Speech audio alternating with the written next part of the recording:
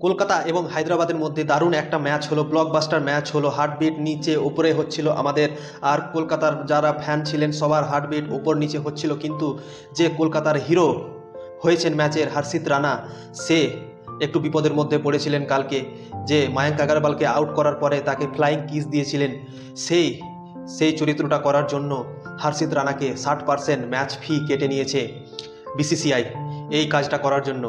তো খুবই এগ্রেশন দেখিয়েছিল হর্ষিত রানা, ভালো পারফরমেন্স করেছে, ম্যাচ জিতিয়েছে টিমকে। কলকাতা নাইট রাইডার্সকে প্রথম ম্যাচ জিতিয়েছেন সিজনের, আর সেই প্রথম ম্যাচেই তাকে ফাইন দিতে হলো। তার 60% ম্যাচ ফি কেটে নেওয়া হয়েছে কালকে। মায়াঙ্ক আগরওয়ালের সাথে সে যেটা ঘটনাটা করেছিল হর্ষিত রানা, তার জন্য তাকে 60% ম্যাচ ফি দিতে হয়েছে কালকে। তো খুব ভালো একটা বোলিং করেছিল হর্ষিত রানা এবং কলকাতাকে ম্যাচ জিতিয়েছিল হর্ষিত রানা, কিন্তু তাকে জরিমানা করা হলো, 60% ম্যাচ ফি তার কেটে নেওয়া হয়েছে। কিন্তু যাই হোক, কলকাতা জিতেছে, এটাই সব থেকে খুশির খবর। কলকাতা ভালো একটা শুরু করেছে এই বছর, দারুণ একটা টিম লাগছে কলকাতার। কিন্তু দেখো, মিডিল অর্ডারে নীতিশ রানা আছে, শ্রেয়স আইয়ার আছে, রিঙ্কু সিং আছে, আন্দ্রে রাসেল আছে এবং শশাঙ্ক সিংও খুব ভালো পারফরমেন্স করেছে কালকে। তো কলকাতার টিম দারুণ লাগছে এই বছর। আমার মনে হচ্ছে বেস্ট টিম এটা কলকাতা নাইট রাইডার্সের। বোলিংয়ে একটু কমতি ছিল, কিন্তু কাল যে বল করেছে হর্ষিত রানা, সেটা দেখে মনে হচ্ছে বোলিংয়ের আর কোনো কমি নেই কলকাতা টিমে। তো খুবই ভালো পারফরমেন্স কালকে দিল কলকাতা নাইট রাইডার্স। একসময় লাগছিল কি কলকাতা ম্যাচটা হেরে যাবে, কিন্তু সেখান থেকে ফিরে ম্যাচ জিতেছে কলকাতা, এবং এটাই খুব কনফিডেন্স দেবে কলকাতা নাইট রাইডার্সের দলকে এবং তাদের টিম ম্যানেজমেন্টকে। দেখার বিষয় হলো কলকাতা আগের ম্যাচগুলোতে ভালো পারফরমেন্স করবে এই পারফরমেন্সের জন্য। এই পারফরমেন্সটা নিয়েই সেই আগের ম্যাচগুলোতে যাবে কলকাতা নাইট রাইডার্স, এই কনফিডেন্সটা তাদের মধ্যে থাকবে।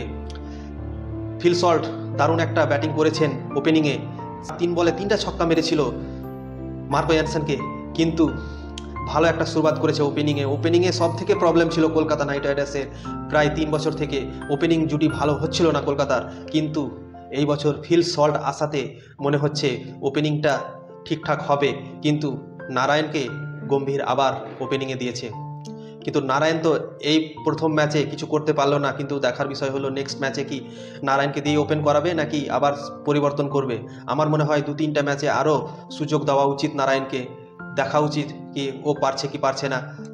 একটা ম্যাচ দেখে কিছু হবে না। আর গৌতম গম্ভীর, আমি জানি গৌতম গম্ভীর ভালো একটা প্লেয়ার এবং কোচ, ওর সোচটা দারুণ, সে ছেড়ে দেবে না, অবশ্যই আরও 2-3টা চান্স দেবে নারায়ণকে সেটেল হওয়ার জন্য। তো দেখার বিষয় হলো কলকাতার টিম এবার ভালোই লাগছে, স্ট্রং টিম লাগছে। যতগুলো ম্যাচ হলো আজ পর্যন্ত সব থেকে কলকাতার টিম দেখে ভালো মনে হচ্ছে অন পেপার, আর কালকেও সেটা খেলেও দেখালো মাঠের মধ্যে। খুব ভালো পারফরমেন্স করলো কলকাতা নাইট রাইডার্স। তো দেখার বিষয় হলো আগের ম্যাচগুলো যেগুলো আসবে সেগুলো আরও ভালো পারফরমেন্স করবে। আজকে যা পারফরমেন্স করেছে কিন্তু এর থেকে ভালো পারফরমেন্স করবে। শ্রেয়স আইয়ার রান পায়নি, নীতিশ রানা রান পায়নি, ভেঙ্কটেশ আইয়ার রান পাননি। আগের ম্যাচগুলো দেখবেন এরা রান করছে, তো এরা যদি রান করে তো আরও টিম ভালো হয়ে যাবে, ফিনিশিং লাইনটা দারুণ হয়ে যাবে। নীতিশ রানা উপর থেকে যদি রান করেন, শ্রেয়স আইয়ার যদি কিছু রান করে দেন, তাহলে রিঙ্কু আর রাসেলের জন্য খুব একটা সহজ হয়ে যাবে ফিনিশ করাটা।